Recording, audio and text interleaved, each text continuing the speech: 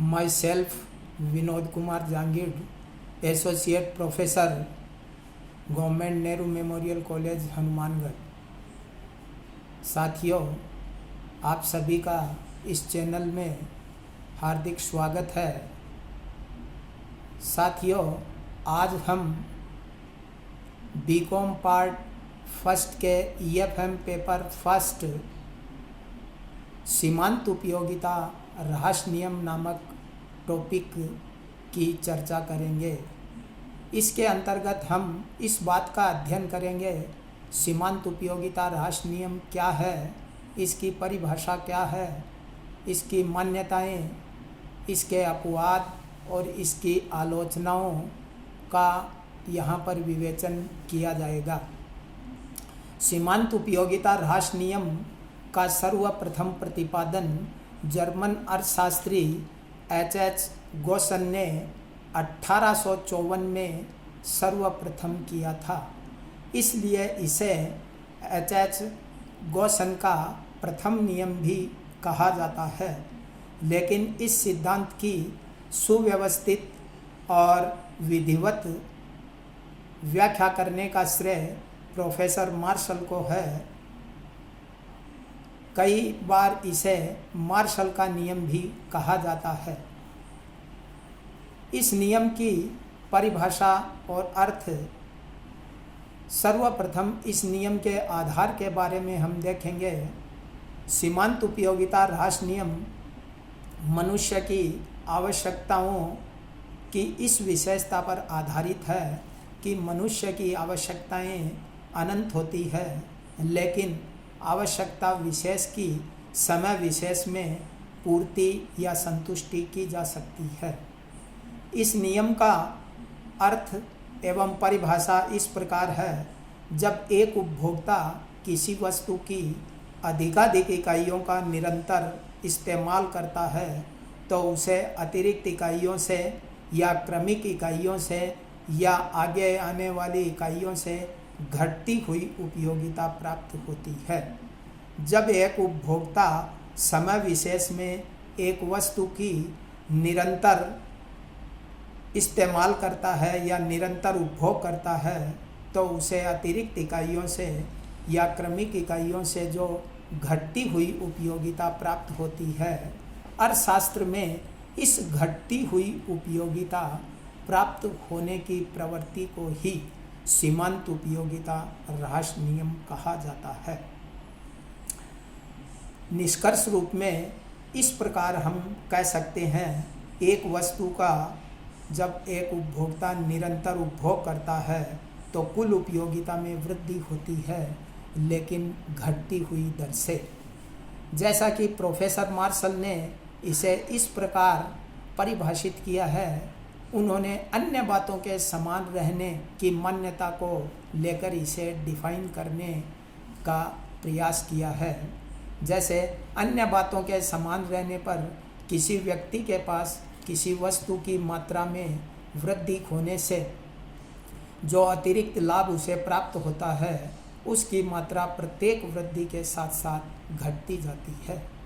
Professor Boulding ने इसे इस प्रकार परिभाषित करने का प्रयास किया है कि शायद हो सकता है कि इच्छा की तीव्रता प्रारंभ में ज़्यादा हो तो प्रारंभिक इकाइयों से उसे बढ़ती हुई उपयोगिता प्राप्त हो सकती है, लेकिन अंततः या एक सीमा के बाद या एक बिंदु के बाद उसे निश्चित रूप से ही घटती हुई उपयोगिता प्राप्त होती है। तो प्रोफेसर बोल्डिंग ने इसे इस प्रकार से डिफाइन करने का प्रयास किया है: जब एक उपभोक्ता अन्य वस्तुओं के उपभोग को स्थिर रखकर किसी एक वस्तु की मात्रा में निरंतर उपभोग करता है तो परिवर्तनशील वस्तु की सीमांत उपयोगिता अंततः अवश्य घटती हुई प्राप्त होती है। इस नियम की मान्यताएं, सीमाएं या शर्तें, जैसे अन्य बातों के समान रहने पर, पहली मान्यता जैसे उपभोग की जाने वाली सभी इकाइयाँ गुण और मात्रा में समान होनी चाहिए, उपभोग की इकाई उपयुक्त होनी चाहिए, वस्तु का उपभोग निरंतर होना चाहिए।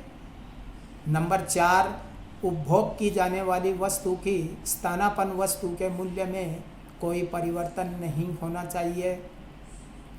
उपभोक्ता की आदत, रुचि, फैशन और स्वभाव में परिवर्तन नहीं होना चाहिए। उपभोग क्रिया के दौरान उपभोक्ता की मानसिक दशा में भी परिवर्तन नहीं होना चाहिए। आवश्यकता अनेक वस्तुओं की सामूहिक आवश्यकता नहीं होकर आवश्यकता एक होनी चाहिए। उपभोग के स्थान में परिवर्तन नहीं होना चाहिए। यह नियम सुखमय अवस्था में लागू होता है, दुखमय अवस्था में नहीं। जैसे किसी व्यक्ति का एक्सीडेंट हुआ है तो एक्सीडेंट होने से उसके ब्लीडिंग ज़्यादा हो गई, अतः उसे प्रत्येक अतिरिक्त यूनिट अगर खून की दी जाए तो उसकी उपयोगिता बढ़ेगी। लेकिन जब उसकी नॉर्मल स्थिति आ जाएगी, उसके बाद भी अगर उसे खून चढ़ाया जाएगा तो उससे उसकी सीमांत उपयोगिता है अवश्य ही घटने लग जाएगी। सीमांत उपयोगिता ह्रास नियम के लागू होने के मुख्य कारण, इसके मुख्य कारणों में 3 कारण बताए गए हैं। किसी आवश्यकता विशेष को पूर्णतया संतुष्ट किया जा सकता है, जैसे मनुष्य की उपभोग क्षमता सीमित होती है, आवश्यकता की तीव्रता में कमी होती है। दूसरा, वस्तुएं एक दूसरे की अपूर्ण स्थानापन्न होती है तथा वस्तु के विविध प्रयोग होते हैं। कई दशाएं ऐसी भी होती है कि यह नियम लागू नहीं होता, तो ऐसी दशाओं को मुख्य रूप से नियम के अपवाद कहा जाता है। जैसे इसके 2 प्रकार के अपवाद हैं, एक दिखावटी या नाम मात्र के अपवाद और दूसरे वास्तविक अपवाद। दिखावटी या नाम मात्र के अपवाद उन अपवादों को कहते हैं जो मान्यताओं के उल्लंघन से संबंधित है। जैसे वस्तु गुण और मात्रा में समान नहीं हो, उपभोग की वस्तु अनुचित आकार की हो, या दुर्लभ तथा विचित्र वस्तुओं जैसे पुराने सिक्कों, देश विदेश के टिकटों के संकलन पर भी यह नियम लागू नहीं होता। शान शौकत एवं दिखावा, प्रदर्शन, मुद्रा संचय, शक्ति संचय की इच्छा पर भी यह नियम लागू नहीं होता। मादक पदार्थों के सेवन जैसे गांजा, भांग, शराब आदि के सेवन पर भी यह नियम लागू नहीं होता। वस्तु या सेवा के प्रयोग में निरंतर विस्तार होने पर, जैसे यातायात या संचार के साधनों, चिकित्सा सुविधाओं की सेवा, शिक्षा की सेवाओं में निरंतर विस्तार होने से यह नियम लागू नहीं होता। इसके अलावा नियम के अपवाद, नियम के वास्तविक अपवाद जैसे रसीली कविता या मधुर गीत। प्रोफेसर टोजिक ने कहा है, कभी कभी वस्तु की उपयोगिता दूसरों के पास वस्तु की मात्रा पर भी निर्भर करती है। वस्तु के उपभोग में प्रारंभिक अवस्था में उत्तरोत्तर इकाइयों से अधिक सीमांत उपयोगिता प्राप्त होती है। कई बार हम देखते हैं कि रसीली कविता या मधुर गीत पर यह नियम लागू नहीं होता, जैसे बार बार हम गुनगुनाते रहते हैं तो भी उसकी उपयोगिता कम नहीं होती। निष्कर्ष रूप में यह नियम यद्यपि कुछ दिखावटी या वस्तु वास्तविक अपवाद है, फिर भी यह नियम सर्वव्यापक व सार्वभौमिक है। यह नियम सभी परिस्थितियों में देर सवेर अवश्य लागू होता है। अगर इस नियम की शर्तें पूरी मान्यताओं का उल्लंघन न हो तो यह नियम अंततः अवश्य लागू होगा।